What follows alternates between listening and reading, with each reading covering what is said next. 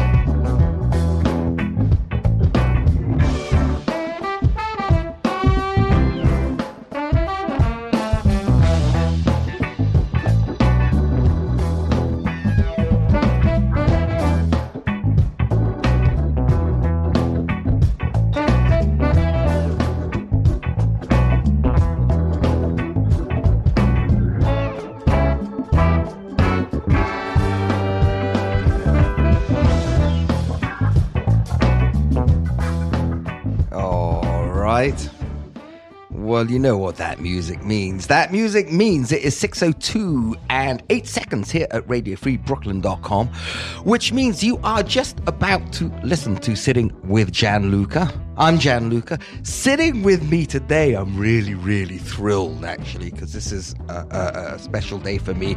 I'm going to get the introductions wrong, so my guest will complete it for me, but trans activist, long-time folk singer, award-winning folk singer. Right, thank you. Right, absolutely. You're welcome.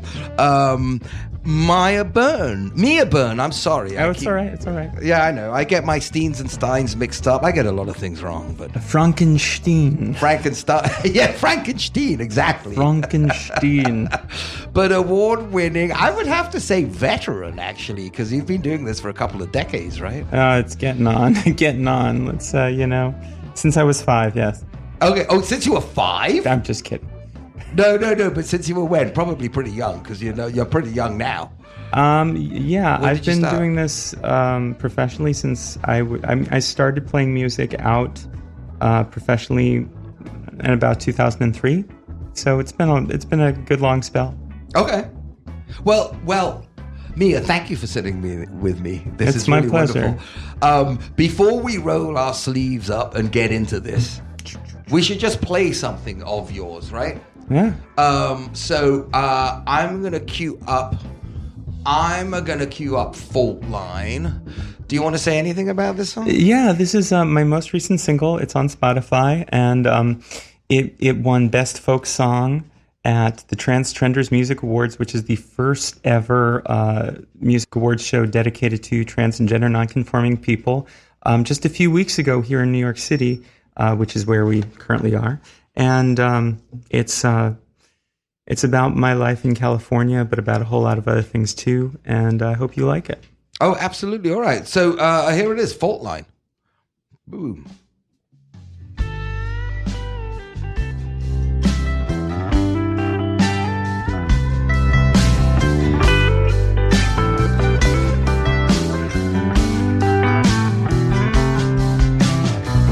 Ours is an old place, built of plaster, wood and slate. The floorboards creak and the plumbing leaks. Nothing much about it straight. It's made it through the big ones, the fires that burned all around. Somehow it's still standing on less than solid ground. We live on a fault line in an old house that sways. When the earth starts shaking, it could all fall down and break. We live on a fault line, a dangerous place to be. So far this house has made it, and maybe so will we. There's cracks in the foundation, there's ripples in the glass, worn spots on the staircase, you can see into the past. Hide marks by the basement door from families long gone. We don't know what's become of them, but this soul place lives on. We live on a fault line in an old house that sways. When the earth starts shaking, it could all fall down and break. We live on a fault line, a dangerous place to be. So far this house has made it, and maybe so will we.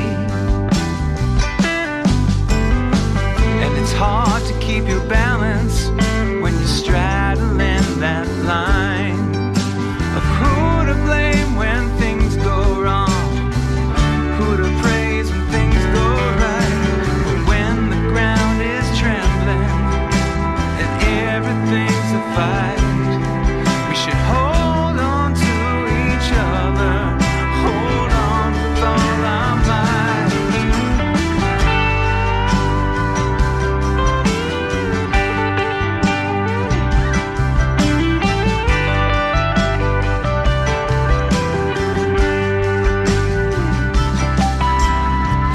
Sure, it needs a few repairs, like most old good things do.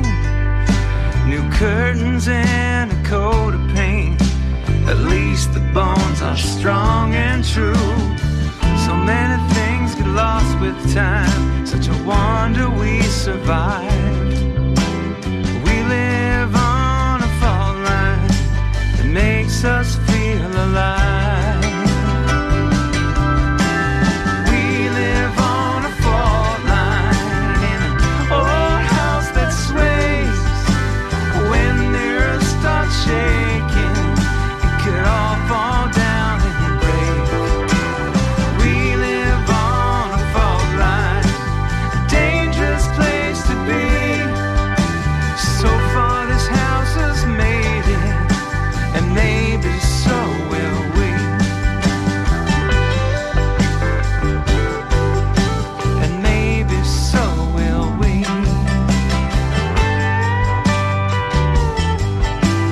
We live on a fault line.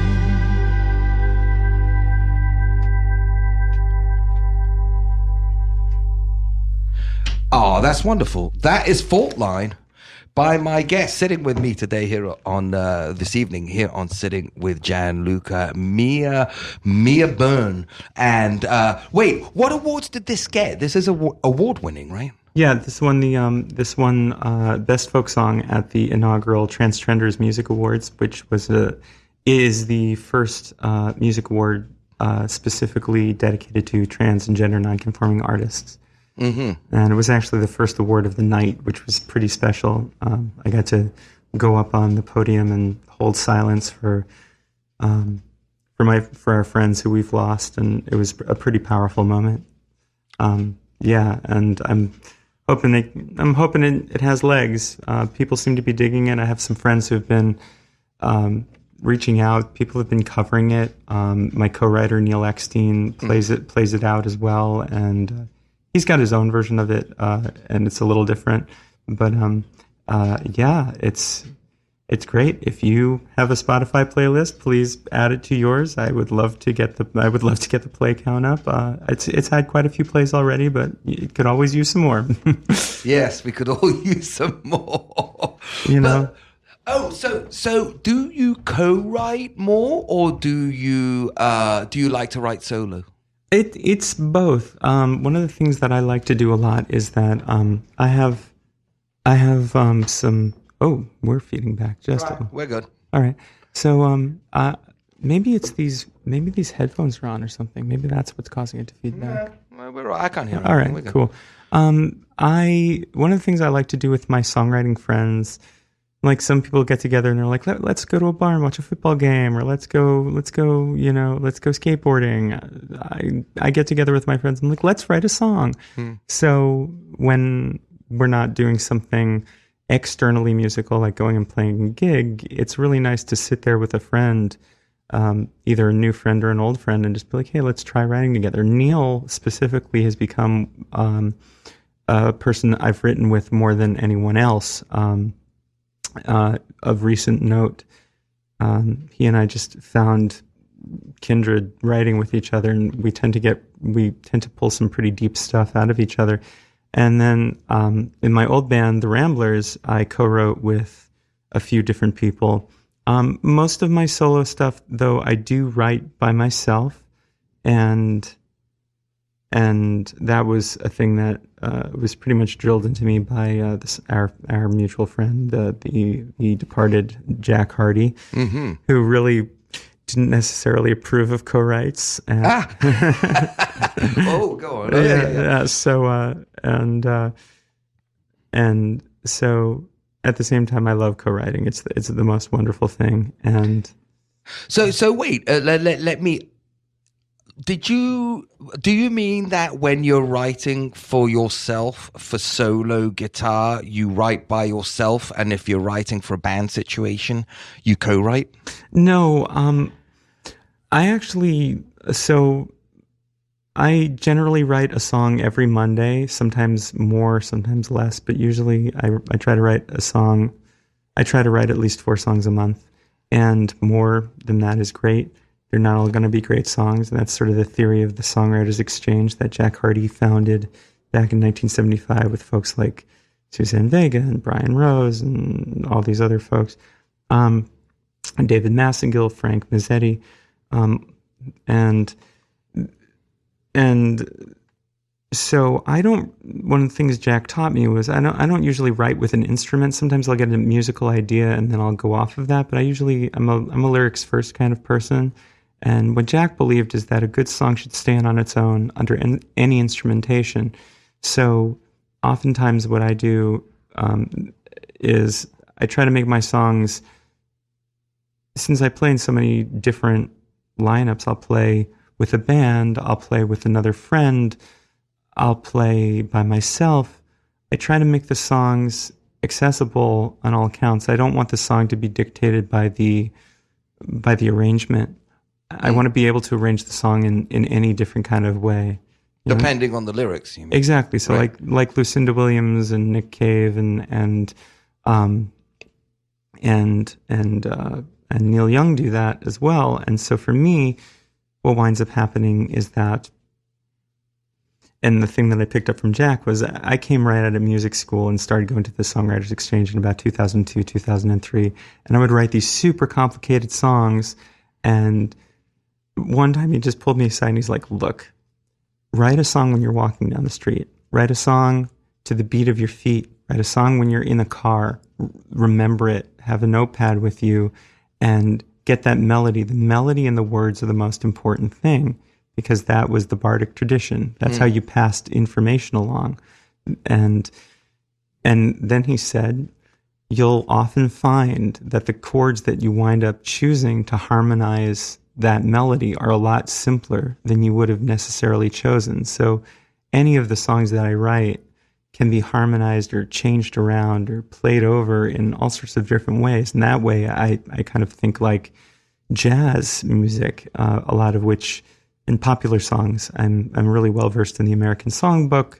I love Cole Porter and stuff like that. And of course, some of that stuff is rather complicated when you play it out. But when you come down to it, it's really just a melody and the harmony around it. And that's the most important thing. So, yeah.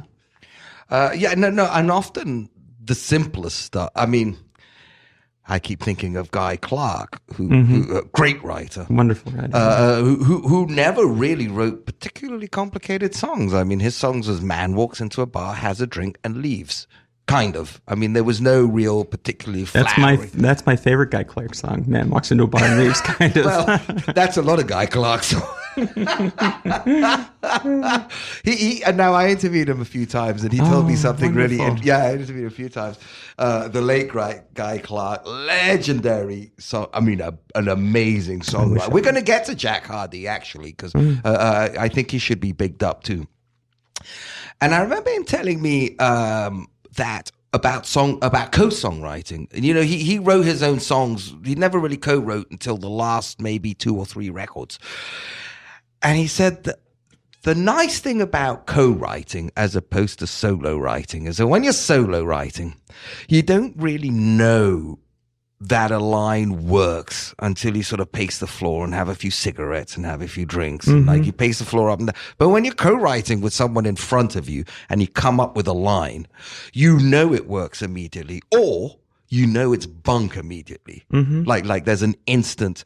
And I want to, because we're going to be probably talking quite a bit about the art of writing songs, I imagine.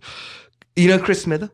Yeah. Oh, okay. So Chris Smither had a wonderful thing, kind of similar to what Jack Hardy told you, where Chris Smither said, I asked him about stream of conscious. You know, there's some songwriters that write stream of conscious. Yeah. You don't really know what they're talking about. It's kind of like there's a lot of rhymes and you can kind of interpret it any way you want. And his answer was wonderful. His answer was, yes, for me, stream of conscious songwriting is when you don't want to commit to what the song is about, which I love that explanation. And then he said, you know, like if I were a painter, you know, I could just do a lot of dots on a canvas and eventually it will look like something. But his thing is kind of what Jack Hardy told you was, you know, if you have something to say it, make it rhyme, and you have a song. I mean, it's that simple, but it's bloody hard, but it's that simple as well. Do you want to talk, how should I introduce, you know, when people think about village folk, we all go back to the 60s, right? And Dylan and Dave Van Ronk and all that. But there was the 80s folk music. Yeah. And you can correct me if I'm going to try and introduce Jack Hardy and you can take on after me because you actually knew him.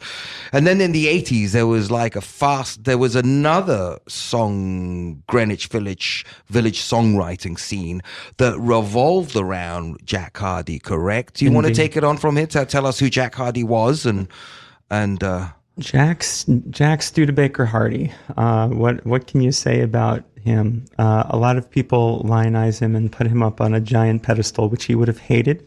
Yeah. He was and continues to be a huge influence on American folk music and all folk music, really. And he's a songwriter. He helped nurture the career of many people. Suzanne Vega being one of them. Absolutely. And Suzanne used to come to the Exchange quite often when Jack was alive still, when I was part of it. And it was so funny. I remember criticizing Suzanne once on a line that I didn't like. And she's like, sometimes you have to use lines like that. And then like 4 weeks later, I heard it on the radio. Oh, what was it? What was the song? It's a song that she wrote, I think for 99.9 Fahrenheit degrees, that record. It's it's called Frank and Ava. Okay, I worked on that record. Actually. Oh, did you? Yes, she recorded it at the Magic Shop. Yeah, she rhymed fire and desire, and I was like, "Hey, Suzanne, I don't want to tread." And like, you know, the thing is, you know, it's like, you know, she's pretty self-effacing, a very nice person, as you know, And so I was like, you know, we've heard fire and desire before, and she just looked straight at me, was like, Mia, sometimes you have to rhyme fire and desire. And she was right. And I was a cocky little fuck. Oops, that's all right. Oh my gosh. That's all right. We're good. All right. We're all over 18. I'm over 18. Oh my Lord. So was that a right introduction? Because there was like a folk revival in the 80s around, and that revolved around Jack Hardy, right? A great bard, a bard in the truest sense of the word, in as much that he really studied the art of narrative storytelling, or not necessarily in song form, but I mean, he could really talk about the narrative in like Greek mythology and how people told stories. Absolutely. And transposed it to music. Yeah. His something I found out after he died, was that he was dyslexic. What? Yeah. No way. Yeah. And, it wasn't widely known. Only a few people knew about it. And part of the reason he started the Songwriters Exchange was to give himself accountability. Because when you have accountability and you have a place to be every week and you have an assignment, you tend to write things in the background, like, you know, like a computer doing processes in the background. And he would talk about brain work in that way. He would talk about, you got to get it in the computer. You know, I would watch him practice sometimes when I'd be up at his place, and we would like sit around the kitchen table and work out stuff. And he was a voracious reader, but he had to teach himself how to do that. And I don't quite know all of his coping skills, but he came up with the idea of that I've stuck with in many different kinds of situations. Your brain is a computer, and you have to compartmentalize certain things. You have to embed data, and which was a very interesting thing for him to say. But he would sit there and push these things into his brain and remember them, and it was amazing to witness that, and to not necessarily know what I was saying. And of course, I didn't know him as well as half of my friends did. I was lucky enough to be close enough to him to play in his band and to be part of the family, so to speak, for a good chunk of time, and he really respected and studied the mystical art of songwriting, and he would talk about the bardic traditions and how that's how information got passed across, like I said, and just all of these mythologies. He was very influenced by a book called, I want to say it was called The Golden Bough, and the White Goddess, and all of this really cool, mystical, witchy stuff. And he was into that stuff. It was really neat, and it was very powerful to be in his presence. And so, as a teacher, that's what he passed on to me, was this want to keep learning, and that sort of humility. And I didn't know, until much later in his, after he died, that just, he was very open about having grown up a child of privilege and then sort of rejecting that privilege, and was very proud that his music put his kids through school and that he was able to support stuff, all of his children and his life from his music, and not necessarily taking family money and stuff like that. And I don't know all the ins and outs of that, and it's really not my place to say, because I really don't know all about that. All I know is that he taught me how to be a starving artist and not to starve. And it's like you gotta go to the grocery store right after Thanksgiving and just get a turkey. Just get turkeys. They're 79 cents. They're 79 cents a pound. Yeah, you got it. And I would go up to his house and in Calico, New York, and he would have bread rising on the stove, and he'd get up in the morning. I could never beat him to be awake, and I just have this one very distinct image of him at his house in probably October of 2003 or 2004, and I was just up there performing with him, and I wake up and there's nobody in the house, and the bread's rising on the stove, and I walk outside and there's mist on the ground, and the autumn leaves are falling down, and he just emerges out of this bank of fog, and I'm just like, this is a dude. This is one heck of a dude. It's terrible. Well, how many songs did he write? He wrote a boatload, right? Do you know? I mean, was he I don't know. Always writing? He was always writing, and so I couldn't speak to that, thousands of songs, but he would tell you, and the whole point of writing a song every week is that when you get into the habit of writing songs, you'll at the end of any 12-month period, you'll probably have, out of those 50 or so songs you've written, you'll probably have, 10 to 12 good songs. That was his working theory. And so he would release an album pretty much almost every 18 months for most of his life, every 18 months to 2 years, depending. And that was, to me, one of the most interesting things, and that was the whole thing about fast folk. It's like, make this music, get it out. And the fast folk scene came out of that. And so Mark Dan, who's a producer engineer, was one of these folks. He's like, well, I know how to run a tape recorder. And they put out the Fast Folk Musical Magazine, which is now archived in the Smithsonian. And Mark became a pretty well-known engineer, and he's worked on my records, and he's just a wonderful man. But that whole concept of why should it take so long for us to get our records out? He was doing guerrilla indie music before anybody else even knew about it. He was just dropping these records every month, and so many people got their start in the Fast Folk Musical Magazine. Lyle Lovett, Tracy Chapman, Sean Colvin, the names go on, and at the same time playing at places that no longer exist, running the Fast Folk Cafe. And I met him in the Lower East Side in a place that no longer exists called Mickey's Blue Room. And I remember, I live around the corner from Mickey's Blue Room. Yeah, Mickey's Blue Room was my first job as a music person in the city after college, working as a bar back and hosting the open mic there. And that's how I met him. And he was just like, you should come to this thing I do on Monday nights, and hands me a scrawled piece of paper, and I just show up. And it was all these people I'd known and some that I didn't know. And I brought in some song and they ripped it apart. And for some reason, I kept coming back. And I'm so glad I did. But by the way, you sitting at home or riding the subway or with your headphones in, I'm actually going to play something by Jack Hardy in a second, so you know exactly who you're talking about. But I have one final question before we out John Hardy as a wonderful songwriter.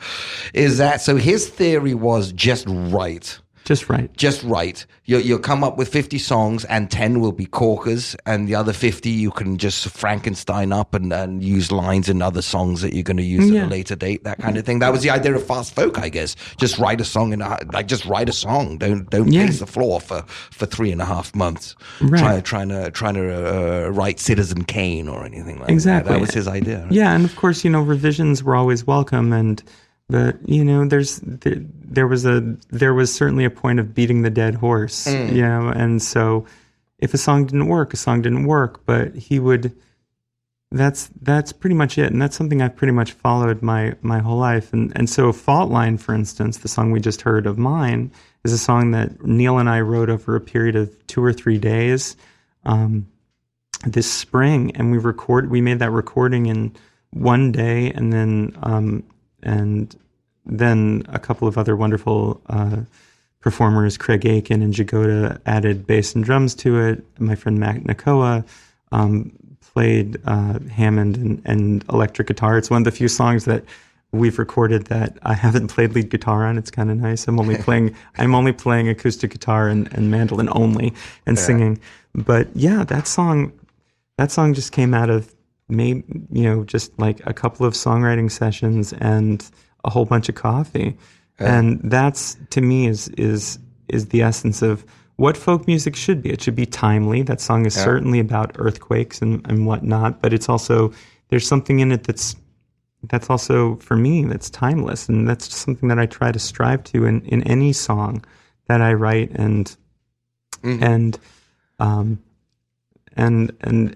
a lot of that comes from the lessons I learned from Jack, and a lot of that comes from just my own personal taste and growing up listening to 45s and doing whatever it is I do. And so not exactly Pink Floyd that spent 8 months getting a kick drum sound or anything like that. No, just get it out there. No,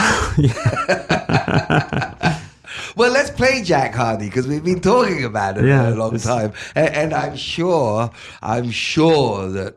Well, we have to play him now. So what? Memphis. Do you want to set this up? Why you picked Memphis? This song is really quirky, and for Jack especially, this is one of those rare songs he wrote on the road, and he wrote it in Memphis when he was on the road, and just looking up the ceiling of this hotel room, or at least that's what he told me. And it became a staple of the songs we played together. And it's just mysterious and beautiful and strange. And at the same time, it paints a picture without you quite knowing what's going on, and yet it's very specific. So I think it's a pretty good example, and it opens his album Noir, which I believe was released in 2008 or 2010. So he came up with this staring at a ceiling, lying in a Memphis motel? Yeah, something like that. I love it. All right. The late, great Jack Hardy. And here it is, Memphis.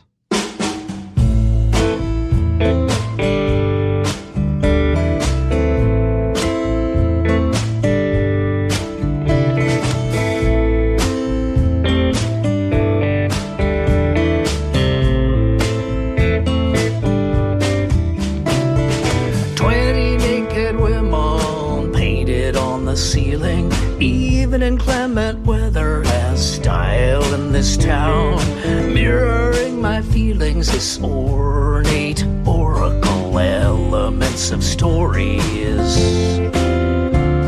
evidence of miracles on the table by the door.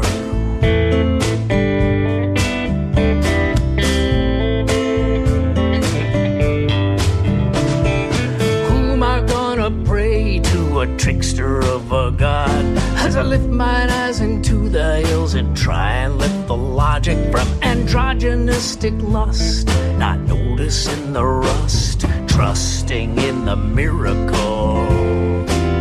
I try to manifest a miracle with a spare rib in my hand.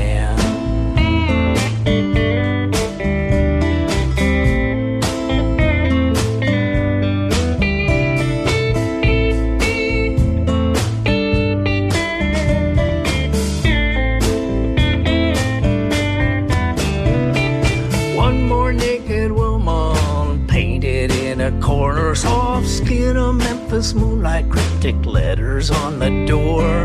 Grateful to a deity has given me my voice and left me speechless. Turned a salty pillar by a burning bush.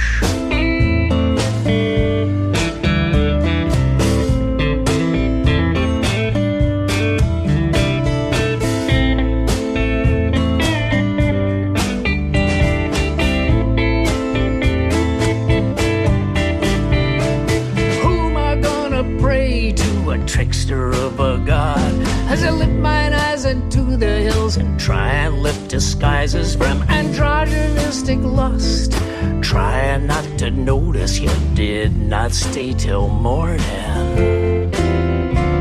to manifest a miracle. Ribs in burning bush, soft skin of Memphis moonlight, on the ceiling and the table by the door.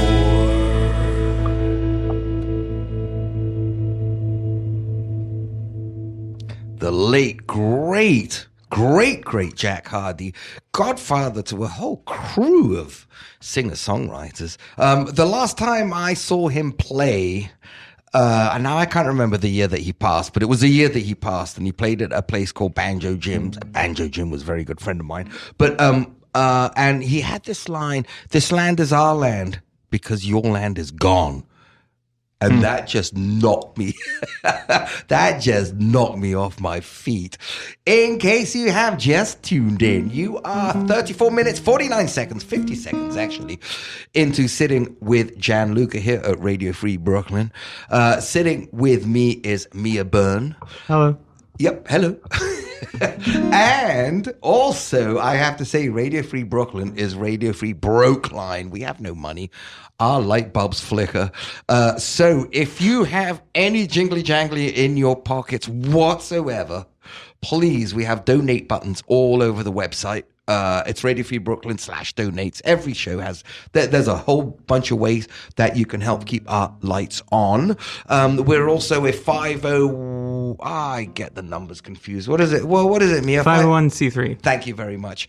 501c3. So you get your money back. Woo! And it's tax deductible. Yes, exactly. Tax, facts, and it comes back. So please, nothing is too small. Certainly nothing is too big. If you don't have any shrapnel in your pocket, by all means, tell a friend. Hit us on our like us, tell a friend, get more people involved. Download the app. We have an app also that you can download. We really have and we have a benefactor, which I'm going to tell you right now, ME Bottle. And the ME bottle is a double insulated, reusable stainless steel bottle, disinfects water in 60-second cycle, utilizing UVC LED technology, and is 99.99 effective against E. coli. Single charge via micro USB, lasts up to 30 days. Holy smokes. And the LED display lets you know when water is ready to drink. Join us in bringing clean water to all. We need clean water, actually, because fracking's like screwed it all up for us. So there you go. mebottle.com. So back to it. Sitting with me is Mya Byrne here at Sitting with Gianluca. And I don't know, you're holding a guitar and stuff. So what do you think that means? Do you think you should try and see if it works? Let's sing a song or something? Yeah. There you go. Sounds like a plan.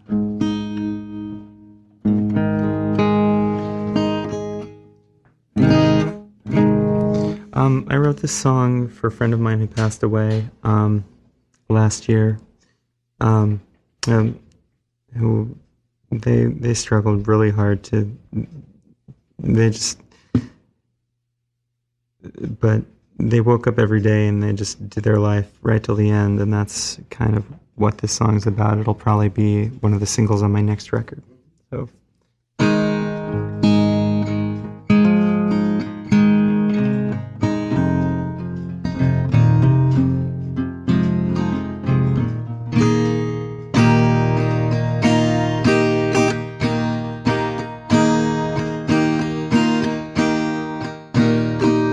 Mistakes I'm making up. Some people think you're forsaken them, but with our kind of love, you get stretched so thin. Your body's threadbare, every day you still begin. Sometimes I hold distance down. Racking up miles doesn't mean I don't want you around. What do you do when your hands can't bend? Your body's threadbare, every day you still begin. Every day, every day, every day you still begin. Every day, every day, every day you still begin. Every day, every day you still begin.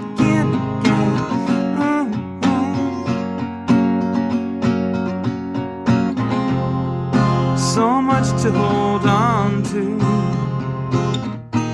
so much can disappear.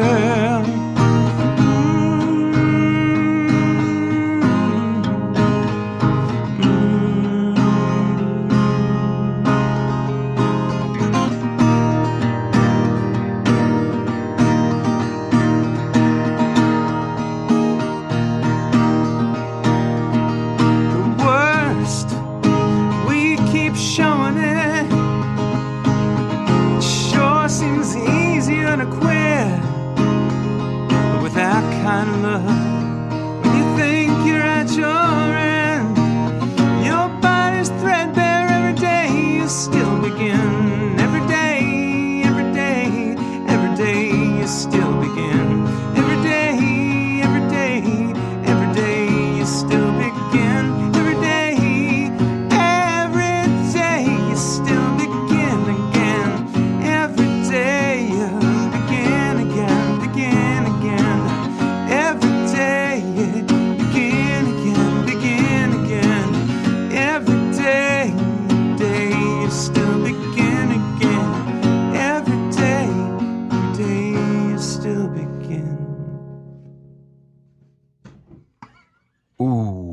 lovely sitting here with Gianluca, Mya Byrne. Thank you. Sitting with me today here at Radio Free Brooklyn. And Thank you. That was, yes, that was beautiful. I guess in the interest of full disclosure, we can say we have a history, right? We do. We do have a history. And I should give a shout out to Resonance FM in London. Hi, London town. Hi, London town. This goes out on Resonance FM Sunday, 6 p.m. So hello, Resonance FM. And because... Ooh, you have a better memory than me. But pre-transition, you were my guest. Absolutely. In 2004, February of 2004, I sat in on your show, and it was a fun time. And that was like even before MySpace and everything. Yeah. And we completely lost touch for many years. And we had such a good time on that show, and I remember it very well. And I believe it was recorded and rebroadcast, because I remember... It was the first time I'd ever heard my music on the actual airwaves. Ah, really? Yeah, I remember being at my friend's place in Islington, like a few days later when the show was broadcast, or maybe it was rebroadcast. I don't remember quite how it worked, but I'm just like, oh my God, it's my music being played on the radio in London. I was like 20, 24, 25. We were just babies then, Gianluca. We were just babies there, Mia. and then we ran into each other. Funnily enough, I believe you were bartending. I was bartending downtown, and I was drinking. And you were drinking. How about that? And we were eating tacos, and we just caught up with each other and realized you'd moved to the city. We had a ton of mutual friends. Yeah. And so it's been a nice little reunion, and I'm so grateful that you asked me to be on today. This is super fun. I'm thrilled. So wait, tell me, I popped your cherry on the radio?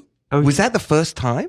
That was the first time I'd been on major broadcast radio. I'd been on WGDR up in Vermont when I was a kid. My friend ran the college radio station up there. But yeah, that was really the first time I'd really been on the radio. It was the first time any of my recorded music had been on the radio, and it was really fantastic. Oh my goodness! I did not know that. I'm so honored. Yeah, it was like you, and there was another fellow that I was on their show too, and I can't remember. Oh, yeah, but you didn't play music on their show, I don't think. I have no idea what I did on that show. I remember that show, but you didn't play music. My goodness, I was your first. Yes, you were. Well, darling. Kind of. Yeah, oh my goodness. Well, it's very good. Very good. But is there a can you tell me a little bit about the transgender folk scene? Yeah. Well, actually, let me ask you a different question, sure. and then we can move to that. Did your songwriting change? How did your songwriting change pre-transition and post-transition? Or did it change at all? I think for me, my songwriting itself didn't. We're just a mess in here, dropping things left and right. It's great. This is real, folks. This is real live radio. This is live radio. This is what happens. I think what really changed is what I wanted to say. I felt like a veil had been lifted, and what's interesting is that I can look back at my music pre-transition and see how I was trying to come out within my music, because that was always the purest thing, right? My music was always the thing that I felt was closest to my heart. So there are songs that I've written in my previous bands that I can look back at and say, oh wow, that was me telling myself something. That was this, that was that. And those are songs that I still play often, or I talk about them. And I think what's different now is because I came out, and realized myself, I think I wound up writing songs that are still in the vein of the songs that I wrote before. Certainly they're rock, Americana, folky, whatever. And this also has to do with my cohort and having written songs for many years, is that they're more political, they're more topical, and sometimes they're more about me in a different way. Like I have a song called American Dream, which is on my Bandcamp. It's commentary on gun violence, and it's also talking about because as a trans woman, I'll wake up on a near daily basis and somebody will have been attacked or hurt or, God forbid, killed. And as you know, there's an epidemic of violence worldwide against trans women, specifically trans women of color. And so that's what that song is about. But there's a line in the song. It's like, I spent my whole life working. Yeah, I spent my whole life trying, to find what wasn't easy to find. And, and yet these American mores and things dictate how we're supposed to act or what we're supposed to do. And of course, in the UK, there's a huge fight about gender that's really directed a lot of hatred towards trans women specifically, and it's pretty messed up, but to have the freedom and wherewithal to be an out and open person has given me the perspective of being able to look at things from a whole different direction. There's a meme that goes around every once in a while. It's like the first year you come out, you're like, oh, I feel so good, and I'm just, I'm like really, everything's going to be great. The second year, you're like, oh, I'll ask my friends, and it's harder to get a job. And then by the third year, the panel is like a girl with an anarchy shirt holding up her middle fingers. That's pretty much what happened to me. You got like a camouflage pants and a beret. Well, I am literally wearing a beret right now. Oh, you are actually, yes. But the truth of the matter is that because I'm one of the few trans people who had a career before their transition, who came out publicly and by the grace of the goddess was able to keep my career, I've been the first at a lot of things. I've been, and this is not to brag, it's just to say that I wind up being the first person to do XYZ thing. I'm the first person a lot of people have met who has transitioned in their presence from my folk cohort. I was one of the first trans women to play the SF Dyke March. I've done a lot of things that made me the first, and we're emerging into a time where I'm not the first person to do anything, and that's making me really happy.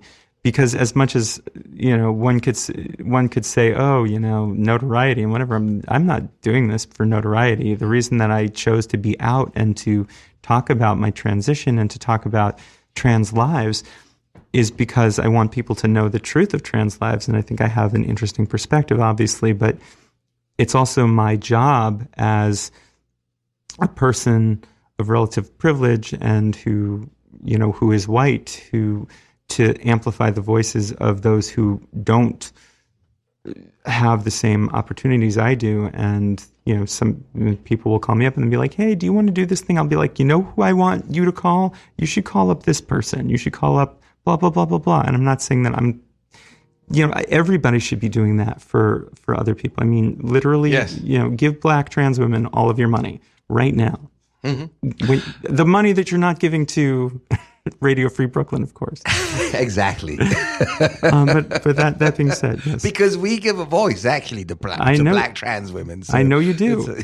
And it's really wonderful and important what the work that you're doing, and just being here and talking, and whoever's listening is, it's that's important to me. And so I know that's a bit of a long answer to the question, all. But that's really the truth of the matter is that those of us who, and there are plenty of people like Joe Stevens and Ray Spoon who are the people who helped, inspire me to come out. And Joe Stevens is another one of those folks who came out while he was in a pretty successful band, Coyote Grace, and when you transition in the middle of a career, it's frightening, it's daunting, especially, now it's different.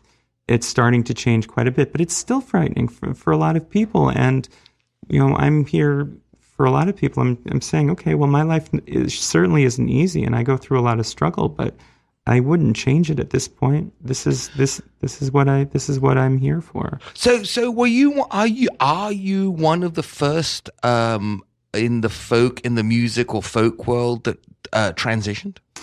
I wouldn't have been the first if, and I'm not going to out certain people that I do know who are. Or the first maybe out. I'm one of the first out transgender women in the mainstream folk world. Hey, congratulations! Thank you very much. But Dave Carter was trans and was transitioning at the time that Dave died, and was planning on coming out and doing a whole thing, and sadly passed away after that tour in 2002 with Joan Baez. They were going to come out, and Dave was going to go away and come back and never got the chance to transition. And oftentimes in our folk scene, I talk about Dave a lot because there's been a lot of erasure around Dave's life and about Dave's trans life. And so, I mean, Dave is super important to me as a musician and important to the folk scene at large, especially in the Northeast. Yeah, I do a lot of these things because, Dave didn't get the chance to, and I've been on some of the same stages Dave has, and it's kind of one of the hugest honors of my life. I have to say, we're running out of time. Sammy's just here. Teens Take the Mic will be up in 8 minutes. But I want to say I want to give a plug to Up Yours, which is a show on Radio Free Brooklyn on Sundays, hosted by DJ Defiance, 8 p.m., where she plays exclusively queer punk and transgender music and etc. And I just want to give a big up. As we're running out of time, you are still holding your guitar. Do you want to do like a quickie song and I'll play out with something? We'll say our goodbyes. Sure. Time runs really fast. You know what happens? Yeah. Time flies like an arrow. Fruit flies like a banana. All right, yeah, I shall. Brilliant wisdom. Take that to the bank. I will. All right, well, this is a song about New York. Okay. And it's called Wide River.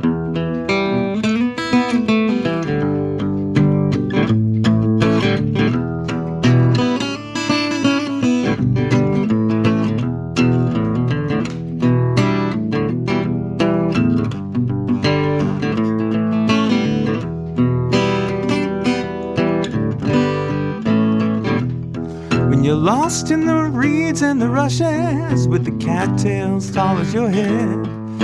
You better not get caught in the mud, I will leave you gone for dead. The tide comes in, you'll be splashing when the waves come up to your knees. But you better not mess with the wide, wide river, it's gonna leave you begging, please.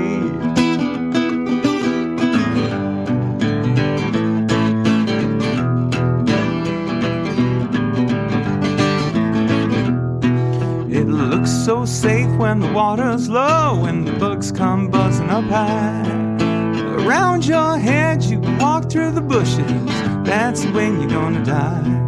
And it sure looks pretty when the sun sinks low, the rays turn pink in the trees. But you better not mess with the wide, wide river, it's gonna leave you begging, please.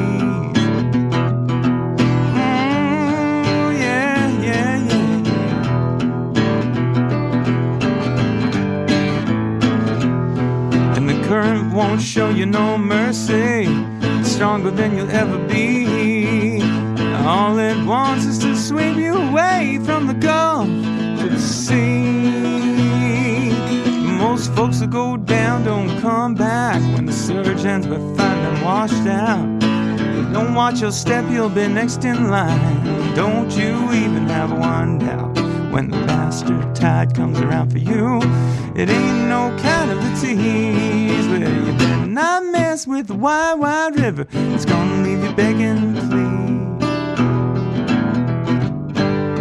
When the sun turns pink in the trees, it's gonna bring you to your knees.